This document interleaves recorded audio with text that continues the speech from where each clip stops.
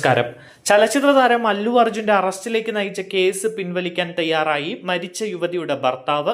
അല്ലു അർജുൻ അല്ല അപകടത്തിന് കാരണക്കാരനെന്ന് മരിച്ച യുവതി രേവതിയുടെ ഭർത്താവ് ഭാസ്കർ പ്രതികരിച്ചു. അല്ലു അർജുന്റെ അറസ്റ്റിനെ കുറിച്ച് എനിക്ക് അറിയില്ല. കേസ് പിൻവലിക്കാൻ ഞാൻ തയ്യാറാണ്. എന്റെ ഭാര്യ മരിച്ച തിക്കിലും തിരക്കിലും അല്ലു അർജുന് ഒരു ബന്ധവുമില്ല എന്നാണ് ഭാസ്കർ മാധ്യമങ്ങളോട് പറഞ്ഞത്. ഇന്ന് ഉച്ചയോടെയാണ് അല്ലു അർജുനെ ഹൈദരാബാദ് പോലീസിന്റെ ടാസ്ക് ഫോഴ്സ് സംഘം അറസ്റ്റ് ചെയ്തത്. അല്ലു അർജുനെതിരെ മനഃപൂർവ്വമല്ലാത്ത നരഹത്യ, മനഃപൂർവ്വം ദ്രോഹിക്കാൻ ശ്രമിച്ചു എന്നീ വകുപ്പുകൾ പ്രകാരമാണ് കേസ് എടുത്തിരിക്കുന്നത്.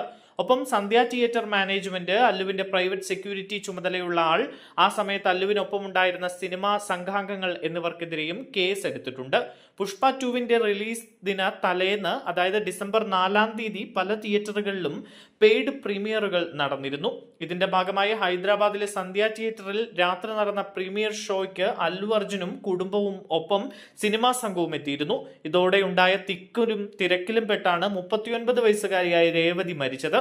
തിക്കിലും തിരക്കിലും പെട്ട് വീണുപോയ രേവതിക്ക് പോലീസ് എത്തി CPR നൽകിയെങ്കിലും ജീവൻ രക്ഷിക്കാനായില്ല. രേവതിയുടെ 9 വയസ്സായ മകൻ ശ്രീതേജ് ചികിത്സയിലാണ്. അതേസമയം സംഭവത്തിൽ അനുശോചിച്ചും രേവതിയുടെ കുടുംബത്തിന് 25 ലക്ഷം ധനസഹായം പ്രഖ്യാപിച്ചും അല്ലു അർജുൻ നേരത്തെ രംഗത്തെത്തിയിരുന്നു.